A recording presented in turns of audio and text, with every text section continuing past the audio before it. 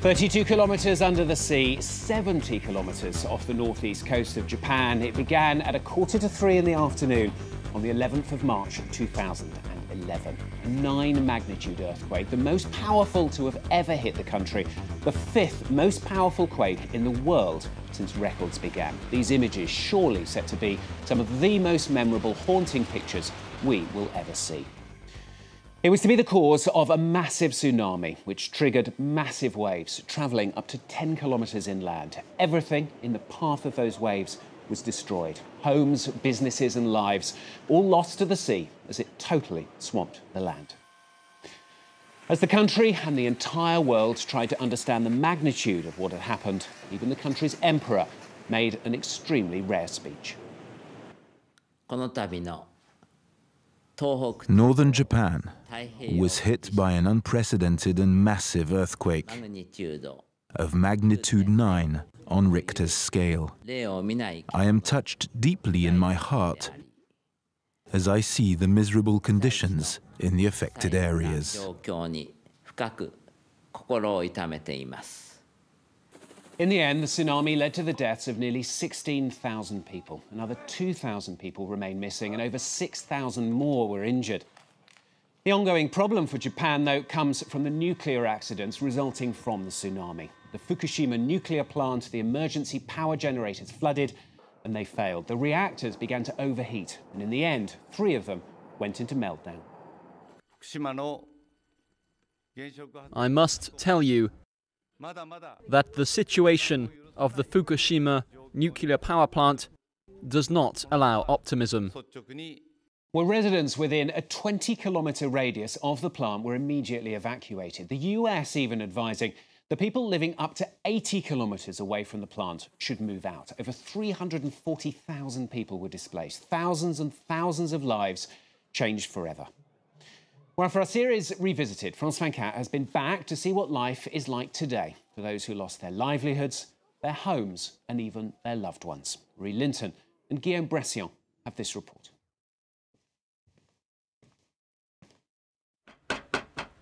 Fermented soybeans, grilled salmon and rice. For the Sue family, this is an ordinary breakfast in extraordinary circumstances. The Sues live just 30 kilometres from the Fukushima Daiichi nuclear power plant. You prefer fish, don't you? I know you like fish. Yoshiharu is a loving grandfather with an interest in history who enjoys the occasional round of golf. He led an unremarkable existence until the March 11th nuclear accident changed his life forever. The 61-year-old now shares a prefabricated temporary housing unit in Minamisoma City, north of the power plant, with his wife and mother. Between them, they've just 50 square metres of space. Here's the living room.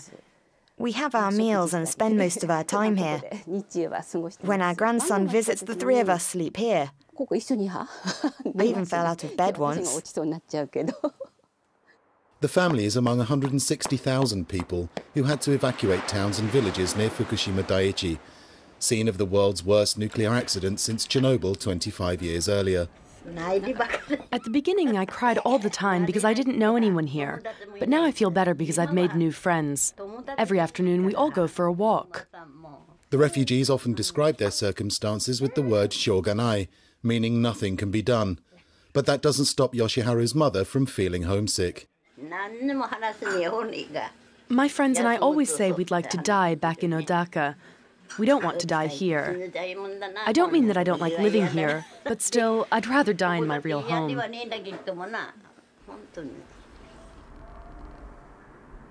The family once lived in Odaka, 15 kilometres from the nuclear power plant. Its 13,000 residents had to flee in the aftermath of the disaster. 2 years on, it's still empty. There and in several other locations, residents are permitted to return during the daytime.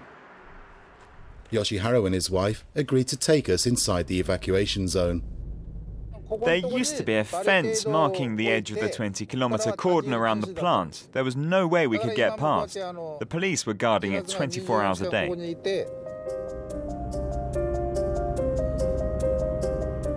Yoshiharu heads to his former home, a spacious rural house that now lies abandoned. Radiation here is still high at 1 microsievert an hour, 4 times the level considered safe for people to return. The level has to drop to at least 0.23 microsieverts per hour before people can return. Whenever I come back to collect our belongings, there are no voices, no cars, nothing. That's why I never stay here for long.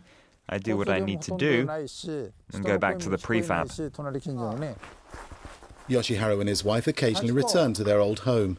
Like many other families in this rural region, 3 generations of the Sue family lived under the same roof. But that was before the 14th of March 2011, 3 days after the earthquake and tsunami triggered the nuclear crisis. I heard a loud noise and then saw a purple cloud in front of a house in the mountains. I took a photo of it. It was an explosion at the nuclear plant. I knew a little about the subject and realized things were getting dangerous, so we left here on the night of the 14th of March. Yoshiharu quit his job as an engineer at the industrial machinery branch of Hitachi to look after his elderly parents and dedicate himself to farming. But because of radiation, no one will buy his rice and vegetables. His fields have been invaded by wild animals. We let our pigs go after the accident. Then they mated with wild boar. Those wild animals come back here and eat worms.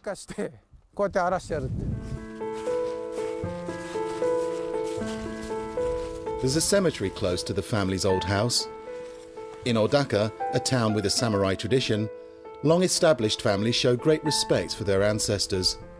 Abandoning the cemetery was one of the hardest things the family had to do.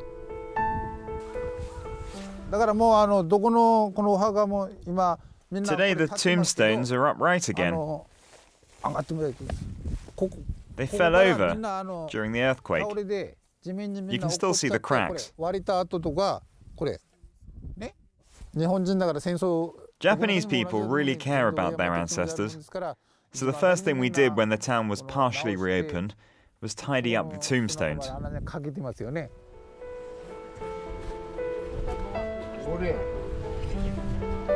The nuclear accident was not the only problem for Fukushima's residents. Like the rest of Japan's northeast coast, the area was first struck by a magnitude 9 earthquake, then by a devastating tsunami. High radiation levels mean the post-tsunami cleanup in this area has only just begun. For 2 years, the evacuation zone has remained practically unchanged. Recovery's been slow, but there's nothing we can do about it. The government made the whole 20 kilometers area off limits, but in this area of the evacuation zone, the radiation levels are not that high. We could come back and start working again. Inside the zone, Yoshiharu meets a construction company worker in charge of separating debris. Wooden wreckage is placed on one side, concrete on the other. Later, the materials will be recycled. We have to sort the debris out first, and that takes time. We can't just pile it up. Here the problem isn't only the tsunami, but the fact that we're inside the 20-kilometer evacuation zone. People won't be able to return until the area's been decontaminated. That's why everyone wants the radiation cleanup to start as soon as possible.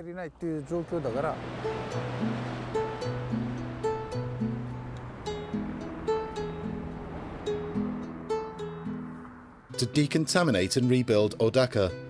That's what Yoshiharu wants as he campaigns to revive his hometown. For now, he's in charge of the prefab housing units. His smile and pleasant manner have made him popular among the 400 residents of this housing complex. We can always depend on Mr. Sue. I'm grateful for everything he does for us. Yoshiharu does his best to keep this community of displaced people together.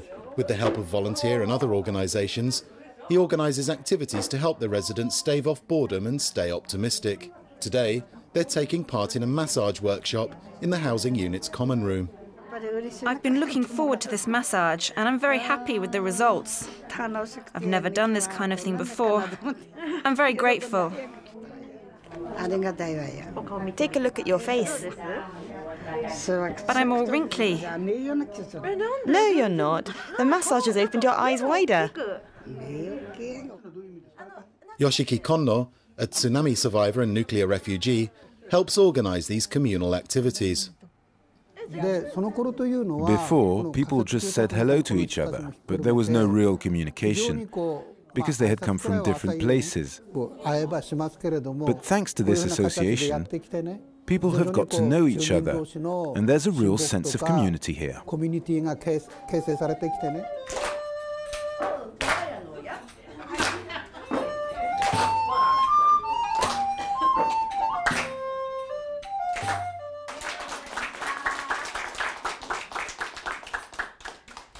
Yoshiharu has also created a vegetable patch.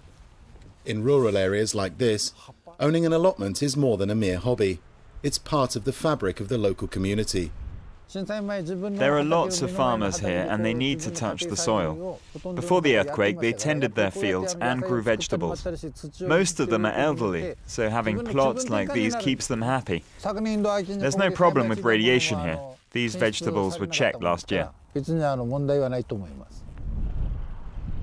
The radiation level here isn't a major concern, at least not for older adults.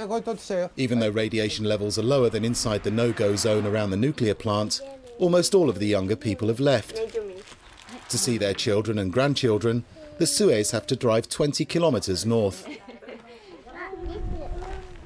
Today, the family are taking advantage of a public holiday to go strawberry picking at a nearby greenhouse. Come over and try this. The parents of Naimu, aged 1, and Kokoa, 4, have no intention of returning to their old apartment near the edge of the no-go zone. My children have already had their thyroids tested, and there were no problems. But it takes about 5 to 10 years for cancers to develop. My kids are still young, so naturally I worry about them. I'm looking for a house at the moment. I'd like to go to Notori and get as far away from the nuclear plant as possible. When the explosions happened there, the US government told its citizens not to go within 80 kilometers. Separated from their grandchildren, their homes and their fields, the Sues had to change their way of life. Takiko had to quit her job as a nurse, and Yoshiharu found a job at Minamisoma City Hall, helping the 5,600 evacuees still living in temporary housing in the city.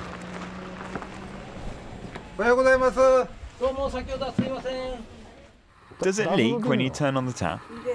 It leaks even when it's turned off. We can hear it dripping all night long.